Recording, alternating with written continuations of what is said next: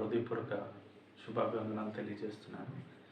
ఈరోజు బైబిల్ గ్రంథంలో నుండి మరొక శ్రేష్టమైన దేవుని వాక్యాన్ని మనం ధ్యానం చేద్దాం. సామెతల గ్రంథము 3వ అధ్యాయము 5వ వచనం 6వ వచనం. నీ స్వబుద్ధిని ఆధారం చేసుకునక నీ పూర్ణ హృదయంతో యెహోవా యందు నమ్మిక ఉంచుము. నీ ప్రవర్తన అంతటి యందు ఆయన అధికారమునకు ఒప్పుకొను.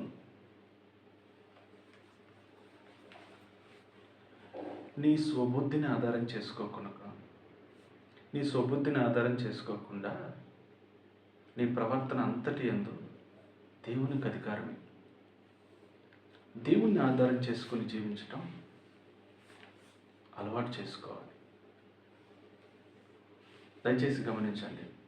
విశ్వాసులుగా జీవించేటటువంటి మన జీవితంలో, విశ్వాసులుగా పిలువబడేటటువంటి మన జీవితంలో మనము మన జీవితం మీద అధికారం దేవునికి ఇవ్వాలి.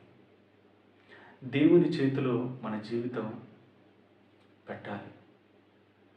మన జీవితం మీద అధికారం దేవునికి ఉండాలి. దేవుడే మన జీవితాన్ని ముందుకు నడిపించాలి. అన్ని పరిస్థితుల్లో దేవుడే మన జీవితాన్ని నడిపించేటటువంటి కెప్టెన్గా తను ఉండాలి. పూర్తి అధికారం దేవుని చేతిలోనే పెట్టాలి. కొంతమంది వారి విశ్వాస జీవితంలో ఎలా ఉంటుందంటే, కొన్ని విషయాల్లో దేవుని చేతికి అధికారం ఇస్తారు. మరికొన్ని విషయాల్లో వారు దేవుని యొక్క మాటకు వెలివివ్వరు. లోబడలేని తత్వం, పూర్తిగా దేవునికి లోబడలేని తత్వం బహు ప్రమాదకరమైంది. మనం దేవునికి లోబడకపోతే, మన జీవితం మీద దేవునికి అధికారం ఇవ్వకపోతే, మన జీవితంలో జరిగేటటువంటి పరిణామాలకి మనమే బాధ్యులం.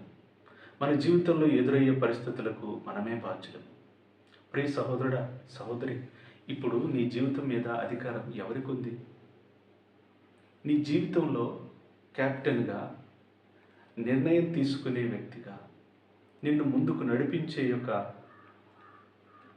కాపరిగా ఎవరున్నారు? దేవుడున్నాడా? నీ అంతటి నువ్వే నిర్ణయం తీసుకుంటున్నావా? ఒకసారి నువ్వు పరిశీలన చేసుకో. మనం దేవుని చేతికి మన జీవితాన్ని అప్పగించినట్లయితే పూర్తిగా ఆయన మీదే ఆధారపడాలి. పూర్తిగా ఆయన ఇచ్చేటటువంటి నిర్ణయాలకే మనం సమ్మతి తెలియజేయాలి. అది ఎలాంటి పరిస్థితి అయినప్పటికీ కూడా, ఏ స్థితిగతుల్లో మనం ఉన్నప్పటికీ కూడా దేవుని చేతికి మన జీవితాన్ని అప్పగించినట్లయితే సంపూర్ణమైనటువంటి దేవుని చిత్తానికి, దేవుని యొక్క ఉద్దేశాలకి మనం విలువిచ్చేవారిగా ఉంటాం. మన సొంత ఆలోచనల్ని తీసుకోకూడదు. మన సొంత నిర్ణయాలను తీసుకోకూడదు. దయచేసి ఒక విషయం గమనించండి. ఒక మనిషి తన ఆలోచన శక్తి ఎంతవరకు కలిగి ఉంటాడు? తాను కలిగి ఉన్నటువంటి ఆ మేధాశక్తిని బట్టి ఉంటుంది. ఒక మనిషి జీవితాన్ని ఎంతవరకు అంచనా వేయగలడు? కలిగి ఉన్న పరిస్థితుల్ని ఆలోచించే విషయంలో ఎంతవరకు తను తెలుసుకోగలడు అంటే తన మేధాశక్తిని బట్టి ఉంటుంది.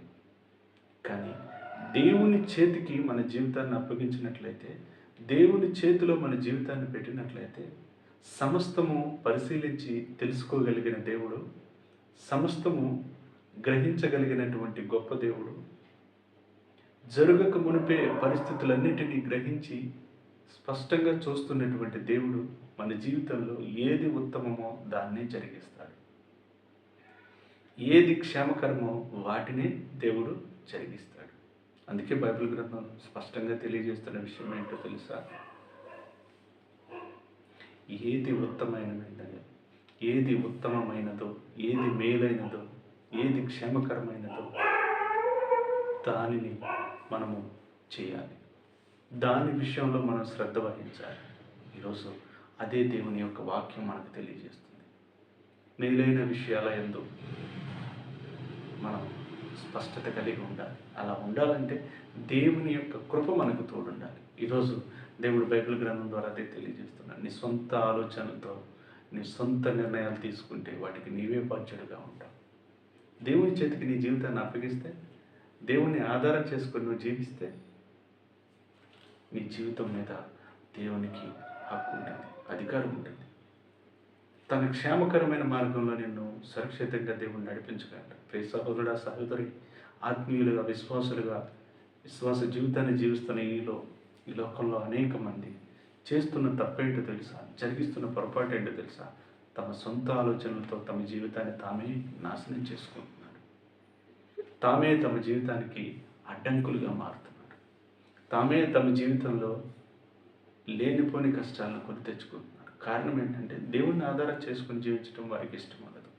దేవుని మీద ఆధారపడి జీవించడం వారికి ఇష్టం ఉండదు. కనుకే వారి జీవితంలో వారు కష్టాలను కొని తెచ్చుకుంటున్నారు, నష్టాలను కొని తెచ్చుకుంటున్నారు. తిరిగి మరలా దేవుని దగ్గరికే వస్తున్నారు. ప్రియ సహోదరుడా, సహోదరి, ఈ విషయాన్ని గమనించండి. బైబిల్ గ్రంథంలో స్పష్టంగా తెలియజేస్తున్న విషయం ఏంటంటే, మన సుబుద్ధిని ఆధారం చేసుకోకుండా, మన ఆలోచనలతో కాకుండా దేవుని యొక్క చిత్తానికి మనం చోటియాలి. మన సమస్త ప్రవర్తన యందు, ప్రతి నిర్ణయం యందు దేవుడే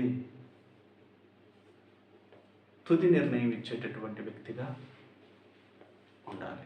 దేవుడు ఆ విధంగా ఉండాలి. దేవునికి అటువంటి ప్రాధాన్యత మనం ఇచ్చినప్పుడు మన జీవితం ఆశీర్వాదకరంగా మార్చబడుతుంది. భక్తుల జీవితాల్లో మనం గమనించి పరిశీలించినట్లయితే అనేక మంది జీవితాలు దేవునికి చోటు ఇవ్వటం వలన వారి జీవితాలు ఆశీర్వాదకరంగా మార్చబడ్డాయి. యోసేపు జీవితం ఎంతో ఆశీర్వాదకరంగా మార్చబడింది. తన ప్రవర్తన అంతట్లో దేవుణ్ణి మహింపరిచాడు. దేవుని చిత్తం మాత్రమే చేశాడు. అలా దేవుని చిత్తం చేసినటువంటి యోసేపు జీవితం ఐగుప్తు దేశంలో అనేక మందికి ఆశీర్వాదకరంగా మార్చబడిందంటే కారణం తెలుసా? దేవునికి తాను చోటు ఇవ్వటం వలన, దేవుని యొక్క చిత్తానికి తను తల ఉంచటం వలన, దేవుడు తన పట్ల కలిగి ఉన్న ప్రణాళికలకు విలువ ఇవ్వటం వలన, లోబడటం వలన యోసేపు జీవితాన్ని దేవుడు ఐగుప్తు దేశానికి మాత్రమే కాకుండా ప్రపంచ దేశాలన్నింటికీ కూడా ఆశీర్వాదకరంగా మార్చాడు. అనేక మంది యొక్క ఆకలి తీర్చడానికి యోసేపుని ఒక సాధనంగా దేవుడు వాడుకున్నాడు. కారణం ఏంటో తెలుసా? తన జీవితంలో దేవునికి చోటివ్వటం, దేవుని యొక్క అధికారానికి చోటివ్వటం మనం చూస్తాం. అందుకే యోసేపు జీవితం ఆశీర్వాదకరంగా మార్చబడింది. అందుకే యోసేపు జీవితం ఎక్కడ ఉన్నా సరే ఫలభరితంగా, ఫలవంతంగా మార్చబడి అనేక మందికి ఆశీర్వాదకరంగా ఉండటం మనం చూస్తాం. ఈరోజు అటువంటి జీవితం మనం జీవించాలని, అటువంటి జీవితం మనం కలిగి ఉండాలని దేవుడు కోరుకుంటున్నాడు. ప్రియ సహోదరుడా, సహోదరి, ఈరోజు ఆ జీవితం, యోసేపు కలిగి ఉన్న జీవితం మనం పొందుకోవాలని, మన జీవితంలో సంపూర్ణమైనటువంటి అధికారం దేవుడు మాత్రమే కలిగి ఉండాలని కోరుకుంటూ ప్రార్థన చేద్దామా? ప్రార్థన చేద్దాం. పరిశుద్ధమైన తండ్రి, ప్రేమ కలిగిన యేసయ్య, నీకు వందనాలు, స్తోత్రాలు. యోసేపు తన జీవితంలో నీకు అధికారం ఇచ్చాడు.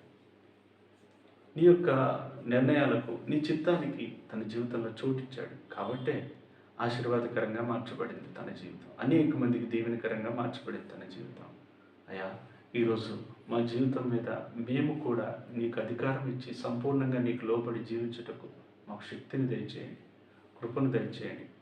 బలా నమ్మకమైన మంచి దాసుడు అని పిలువబడే విధంగా మా జీవితాలు ఉండుటకు శక్తిని దయచేయండి. లేని కొన్ని కష్టాల్లో ఇరుక్కోకుండా, మా సొంత ఆలోచనలకు చోటివ్వకుండా నీ మీద ఆధారపడే జీవితం మాలో ప్రతి ఒక్కరికి దయచేయమని యేసు నామములో ప్రార్థించి వేడుకుంటున్నాం తండ్రి. ఆమేన్. దేవుడి కృప మీ అందరికీ తోడై ఉండును గాక. ఆమేన్.